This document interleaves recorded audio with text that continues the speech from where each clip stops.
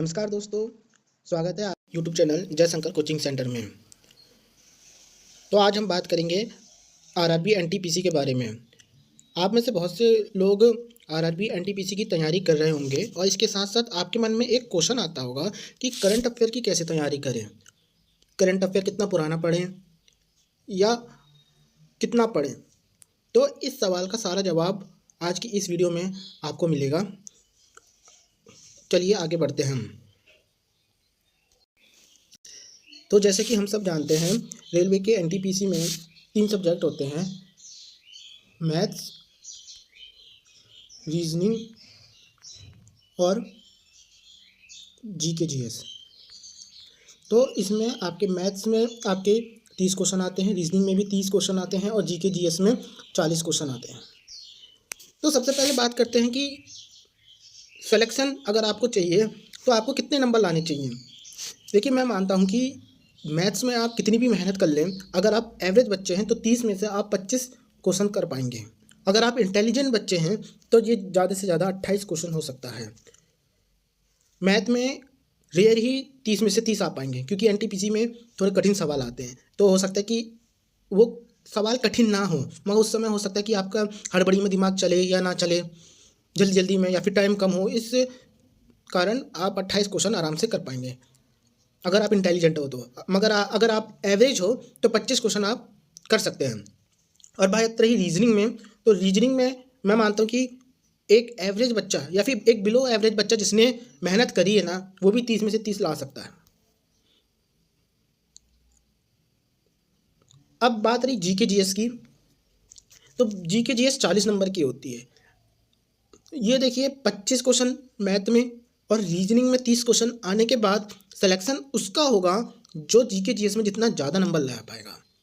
सिर्फ GK GS में number लाने की बात नहीं कर रहा हूँ, या सिर्फ मैथ्स में या सिर्फ रीजनिंग में नंबर लाने की बात मैं नहीं कर रहा हूँ। मैं बात कर रहा हूँ मैथ और रीजनिंग में इतने नंबर लाने के बाद जीके जीएस में जो ज़्यादा से ज़्यादा स्कोर करेगा, सिलेक्शन उसका होगा।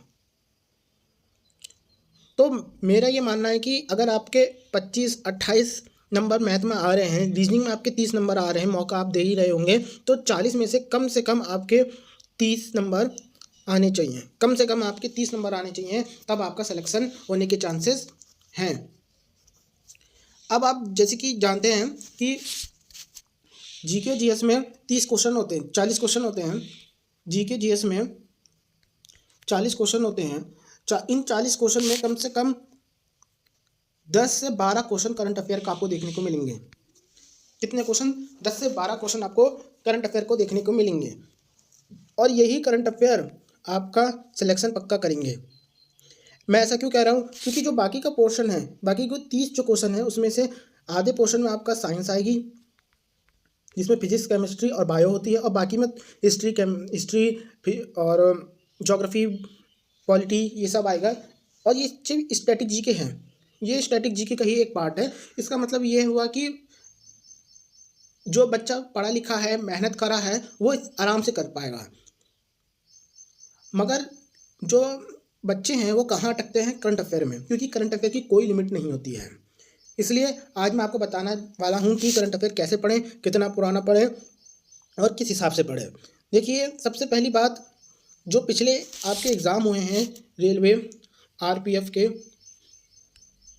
चाहे एसआई की बात करो या फिर कांस्टेबल की बात करो, और जो एएलपी का पेपर हुआ है, लोग इसको देखकर करंट अफेयर का अनुमान लगा रहे हैं।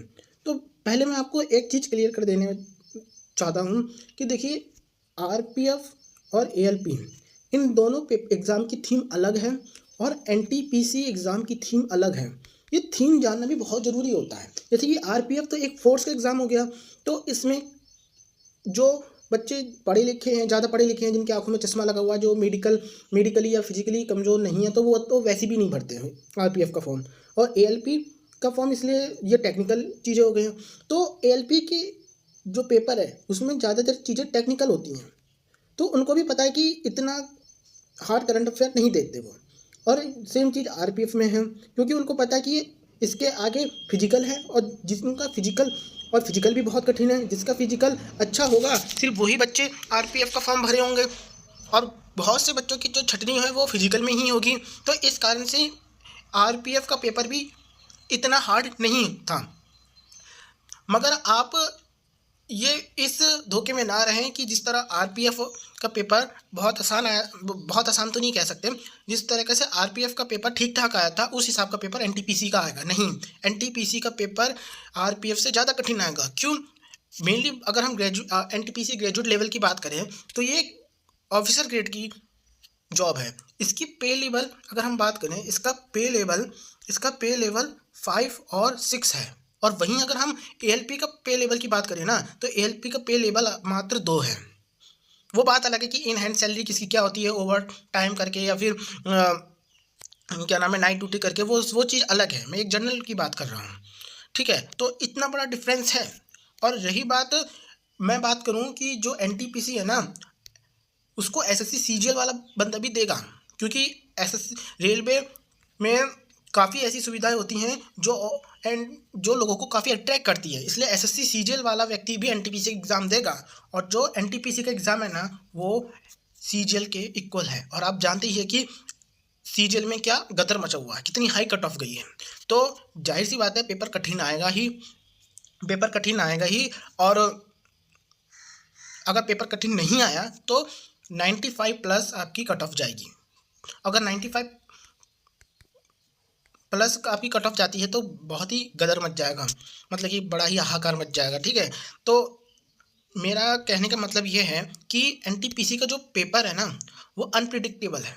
एनटीपीसी के पेपर को आप प्रिडिक्ट नहीं कर सकते कि जिस तरह से आरपीएफ का पेपर आया, जिस तरीके से एएलपी का पेपर आया, उस हिसाब से प्रिडिक्ट नहीं कर सकते, क्योंकि इन दोनों एग्ज़ाम की थीम अलग है और इसकी थीम अलग है। इसमें 58 लाख बच्चों ने फॉर्म भरा हुआ है। फॉर्म भरा ही अगर मान लें कि करीब 55 लाख बच्चे इस फॉर्म में तो बैठेंगे, उनका तो एग्ज़ाम फॉर्म एक्सेप्ट होगा ही होगा। और करीब 58 लाख में से करीब 40 लाख बच्चे तो बैठेंगे ही बैठेंगे एग्ज़ाम में। ऐसा क्यों? क्योंकि रेलवे की नौकरी है, बहुत से लोगों की ड्रीम जॉब होती है और बार बार ये एनटीपीसी की एग्ज़ाम नहीं होते हैं, इस कारण लोग नहीं छोड़ना चाहेंगे एनटीपीसी का एग्ज़ाम। तो ये मान के चलिए एनटीपीसी का पेपर हार्ड तो आएगा। अगर हार्ड नहीं आएगा तो भाई मेरिट 95 प्लस जाएगी ही जाएगी, क्योंकि हर जोन में वैकेंसी बहुत कम है और जोन के हिसाब से फॉर्म बहुत ज़्यादा पड़े हैं। और रही बात, मैं बात करूं कि अगर पेपर हार्ड आएगा तो कैसे हार्ड आएगा। देखिए, जो मैथ है, मैथ में आप कितना ही हार्ड कर दोगे, उस चीज़ की भी तो एक लिमिट होगी ना। बच्चा तब भी कर लेगा क्योंकि एसएससी सीजीएल वाला बच्चा बैठेगा, ठीक है। और रीजनिंग भी क्या हार्ड करेंगे वो, तो रीजनिंग, इन सब की भी एक लिमिट होती है और वो इस लिमिट को क्रॉस कर चुके हैं। और बच्चा इन्हें भी कर लेगा, मगर बच्चा फंसेगा कहाँ पता है? जीके जीएस में। इसको अगर ये हार्ड कर दिया तो इनको एग्जामिनर को भी पता है ये बच्चा इसमें फंसेगा। और जब बच्चा फंसेगा वो भी जीके जीएस के किस पोर्शन में? करंट अफेयर के पोर्शन में फंसेगा, ठीक है। अब चलो ये तो हो गया कि करंट अफेयर हो सकता है कठिन आएंगे। अब कैसा आएगा पेपर? देखो, मेरा मानना ये है, मेरा क्या, लगभग 40 से ज़्यादा शिफ्टों में एनटीपीसी ग्रेजुएट लेवल का एग्ज़ाम होगा और हर शिफ्ट में करीब 10 क्वेश्चन आपके करंट अफेयर के आएंगे। तो इस हिसाब से तो जो क्वेश्चन हो गए वो तो 400 ही हो गए। कितने हो गए? 400 क्वेश्चन हो गए। और एक साल में कितने दिन होते हैं? 365 दिन हो गए। तो अगर हर दिन का भी एक करंट अफेयर आता है तो 365 तो यही करंट अफेयर हो गए आपके, मतलब कि ये तो तब भी कम हो गए। तो इससे अनुमान लगाया जा सकता है कि 1.5 से 2 साल पहले तक का भी करंट अफेयर आपसे पूछा जा सकता है और अतरंगी क्वेश्चन भी पूछे जा सकते हैं।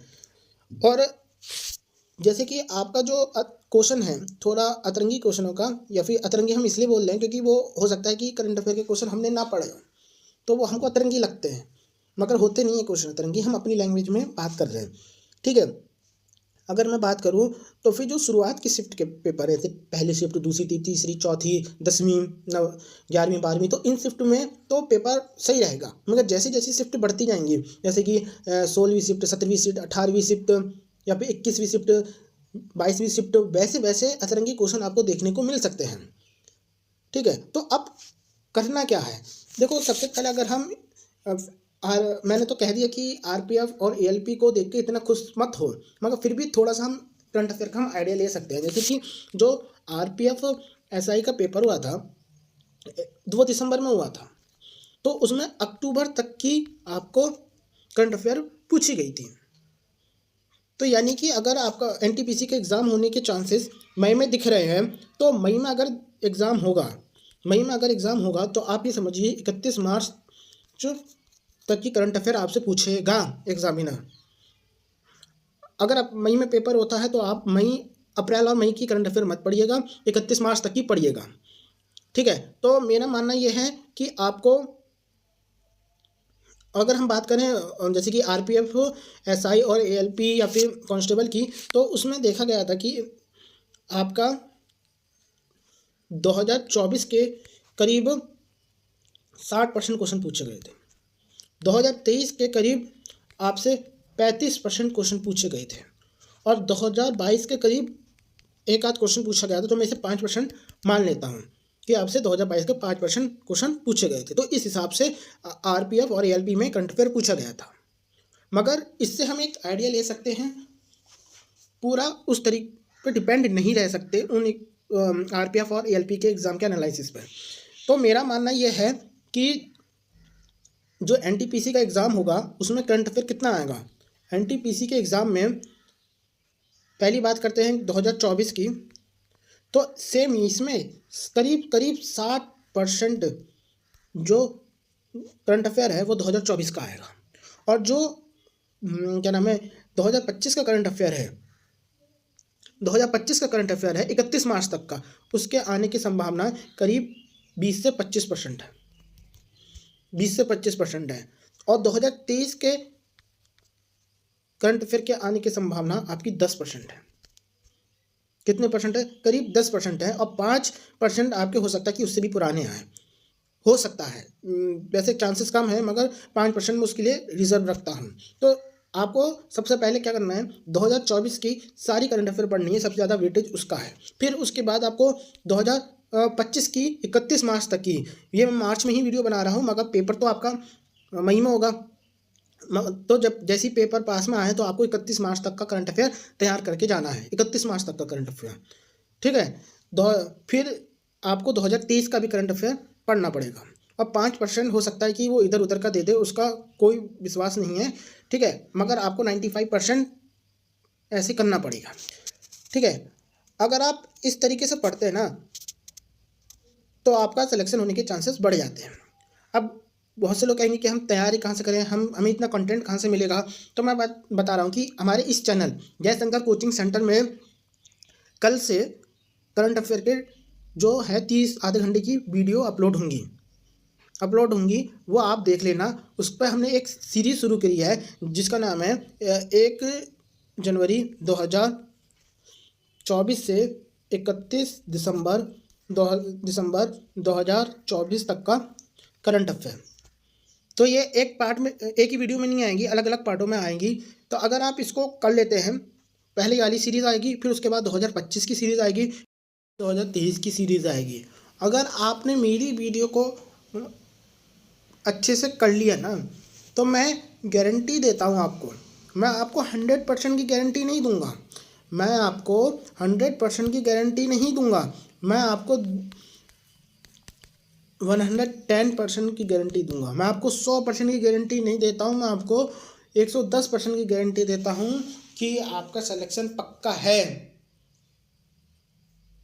यानी कि अगर आप 100% करंट अफेयर के क्वेश्चन करके आएंगे, अगर आपके 10 क्वेश्चन करंट अफेयर के आ रहे हैं तो 10 में से आप 10 करके आएंगे, और अगर एक आध नहीं भी करके आएंगे तो हो सकता है कि वो उस समय आपके दिमाग से स्किप हो जाए, मगर मेरा पढ़ाया हुआ होगा। 10 के 10 क्वेश्चन आपको हमारी जो इस सीरीज़ है, हमारी वीडियो से मिलेंगे। तो अगर आप उसको पढ़ना चाहते तो जल्दी से इस चैनल को हमारे सब्सक्राइब करिए और नोटिफिकेशन ऑन कर लीजिए। हम जल्द से जल्द सारी वीडियो को इस चैनल पे अपलोड करेंगे, और आप इसको जब पढ़ेंगे तब आप खुद समझेंगे कि हाँ मैं सही कह रहा था। और आप खुद जब एग्ज़ाम देंगे, एग्ज़ाम देने के बाद इसी वीडियो पे आप कमेंट करना कि मेरा पढ़ाया हुआ आया था या नहीं आया था। कमेंट सेक्शन खुली रहेगी। इसलिए अगर आपको पढ़ना है तो इस चैनल को सब्सक्राइब करिए और नोटिफिकेशन बेल ओपन कर लीजिए। ठीक है। हर हर महादेव।